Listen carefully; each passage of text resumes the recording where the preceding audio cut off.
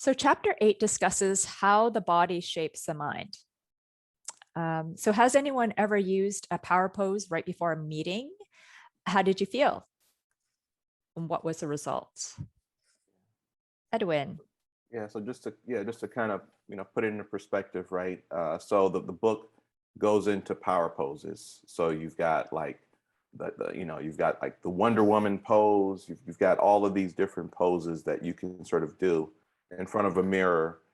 In doing so, studies have indicated that if you do a power pose, 33% have taken the risk, or and you have the way that you can kind of sit down that's sort of low power, where you're kind of balled up, or you can sort of sit kind of expansively, like you're in control of the situation. So there's various different body movements, and those body movements sort of lend themselves to authority and being powerful in a situation, which other people can sometimes recognize. And so in the book, what was done, like right before a big speech or right before a big meeting, sometimes going in there and just putting on a Wonder Woman pose for a few seconds can sometimes allow you to walk out of that situation and then go into the meeting or go into the conversation and perform better, because you feel more confident, because you're portraying an image of power before you walk into that circumstance. So that's what it is. And I haven't, so in reading the book, I learned about it, right? I never went into the bathroom before a meeting and pretended like I was Superman before. But in reading this book and learning about it, I did try it. And while it didn't 100% work out for me with respect to what I was trying to accomplish, it did. I did feel different. I can't say I was different, but I can say that maybe I was a little bit more confident. And the whole purpose behind that is going into a meeting and feeling confident. And if you're confident, then other people will respect what you've had to say. They'll be more willing to accept it because you're so confident in your convictions. Other people will start to second guess themselves and say, well, man, this guy is really confident and I respect him. Maybe he's right and I'm wrong, right? And so that's what you're essentially doing. You're really trying to communicate and really try to push forward your confidence in that particular situation in that moment. And so, I mean, in my mind, I'll keep trying it. I think it's another tool to kind of put in the arsenal, and something that I'll totally sort of come back to and revisit in the future. I'm curious to hear what you guys think. Yeah, for me, as you know, I joined a new company beginning of this year, and that was after we read the book Presence the first time around. I did sort of consciously not power posing so much, but I was consciously being more, sitting a little bit more expensively, in an expensive way, right? Make it bigger, instead of like, being, cut up in a smaller position, right? And did it make a huge difference? I'm not sure. Maybe because I was already in a relaxed, mindset. Maybe I'm also kind of confident, as we talked about it before, like as I get older, I am a little bit more confident when doing an interview, for example. So, but however, because I read the book and it was quite fresh in my mind at that time, so I did more, sitting in a more in a power position. So I think overall, it did felt more more confident, more relaxed. Whether it directly came from this or not, I can say for sure. Now, the other thing that the book actually mentioned that I just remember is sometimes you don't need to physically do power posing, because she mentioned that even by imagining yourself being in a power pose, or in a powerful situation, that can also affect how we think and how we feel, and so will lead to how we behave. So sometimes I do use that more like in a presentation situation. I like to imagine myself being up there, delivering what I need to deliver, and having a successful delivery. That's the way I kind of prime myself into that moods and able to do that shortly after that imaginative situation. So that's something that I used in the past. Yeah. Anjannette? And it's interesting, Simon, that you brought up the idea that you can virtually power pose, and Amy Cuddy brings this up, and which certainly makes sense to me, because you might be in a body that might be disabled, or that type of power posing is not as accessible to you. So she does offer that you can, in your mind, virtually power pose, and it has the same effect. And there's been studies that have been done on this.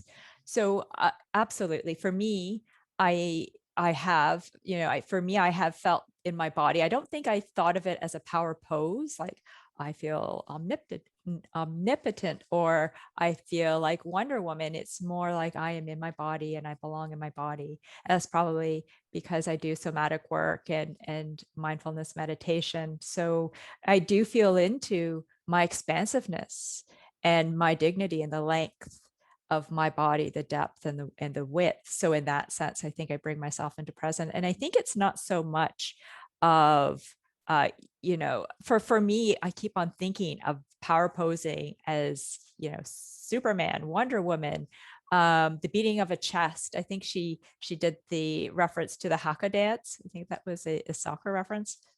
Sorry, I'm not too familiar with that sports analogy. I believe that was it. But there was this like a pre-battle sort of, demonstration of strength and power. For me, my presence is a little bit more quiet, that I am here, I'm in my body, that I belong. And it certainly does have an effect on how I present myself and whatever information that I might be relaying, or just being able to show up. I think that Amy Cuddy also referenced being silent, leaning back a bit, which I think that we'll talk about in another session. And that can be powerful as well. And just to be accurate for our listeners here, I think the haka rugby, close though, did involve a ball, but then it also reminds me of some sports teams, right? And so there's a Hall of Fame linebacker who played football for the Baltimore Ravens, Ray Lewis, and he would come out and he would do a similar haka type dance, right, where he would do his own little Ray Lewis shuffle. And what it meant that it was his football field, but then it also really energized the fans, and so it gave both the team some confidence. It probably impacted the coaching staff a little bit to be more aggressive in some of their play calling, but then also the fans are just now cheering. They're standing up. They're now standing up and clapping their hands and cheering and whatnot. And that energy that the fans are giving their home team really allows them to sort of go out and overperform. And I remember one game when he actually came out and did it. The other team didn't have a chance because they were kind of just sitting over there in awe, similar to how some of the opponents of that particular rugby team, I think it's the black something or another, it's like a South African rugby team, I want to say, but when they were like when the opponents are now looking at you in awe, that's when they've lost, because your presence has just been so dominating. They're the ones that are kind of in a passive state. And of course, if you're out, you've got the crowd behind you, the coaches behind you, and you're feeling good. It's gonna work out for you 9 times out of 10. So. And you bring up an interesting segue, I think, Edwin, when we start to think of presence and who do we think has has presence, who we interact with on a day-to-day and in the celebrity world. And I think I can think of a wide range of presence as you speak to sports figures who bring out more of that strength and capability and competence. And I can also I think of Jane Goodall and Maya Angelou, who have that, a very sort of quiet, slower, powerful presence, who might not be taking that power pose. I think, Jane Goodall actually, when you hear her speak, is more in a diminutive posture. So yeah, I think that it runs a gamut. There's a bit of a je ne sais quoi about presence as well, that they don't quite fit the power posing model of how Amy Cuddy presents presence, but also that there's something about them that is so engaging and impactful. But I guess it's this idea of going beyond your words, that there's something about just them being before you without saying anything or without doing anything, that they are here, and to pay attention because there's something about this person that's influential. So that's sort of an interesting look at how we view people in our lives and how we might be viewed. But so, but when I think of Jane Goodall and I think of Maya Angelou, I think of intelligence. So is it their intelligence, like if you're wise or if you have like a significant amount of wisdom, then you're going to be confident, or you're going to elude that confidence, right? Because you've been on this planet for 40 years, 50 years, 60 years, you name it. You've been here for a while. You're intelligent either through your learning or through your natural abilities, right?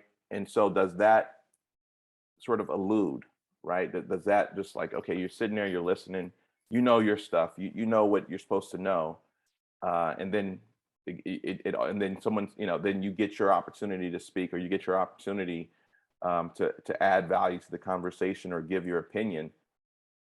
You're gonna be much more effective, and a lot of people are gonna go with what you said, just solely because not only because of who you are, but the wisdom that the person possesses, and that wisdom can then correlate to confidence, which adds to their presence. So just becoming wise and being able to express that or show that visually, and then be able to communicate verbally, can really add to your presence, or from a verbal communication standpoint. Absolutely. And I think that there is this relationship between how they're presenting their Mhm, wisdom and their wisdom. mhm, And interesting, and as you were speaking, Edwin, I had wondered if, Jane Goodall and Maya Angelou have this strength in their slowness of delivery, right? That it fills a room, their presence, and they don't have to have this loud, booming presence of a voice. But if they did, would their wisdom be interpreted or received in a very different way? So that's interesting. I don't know the answer to that. I'm just putting that question out there, that if they were more animated and, boisterous, would we receive their words of wisdom in a different way? So that's just an interesting thought. And it's interesting with Jane Goodall because she became part of, I guess, a pack of chimpanzees, that she had to uh, be in her presence in a different way to be accepted with a different species. So that's sort of interesting how her presence was read by chimpanzees in order to be accepted into their fold. And Amy Cuddy does talk about other species and power posing and being presence. Although I do see that sense of power posing, and whether it's a silverback gorilla or usually males of species, it does tend to be social control that they're trying to attain, right? So their personal power is social power. So it's interesting, but it's what I got out of that whole discussion around that interspecies look at power posing is that we're not the only species that postures or poses.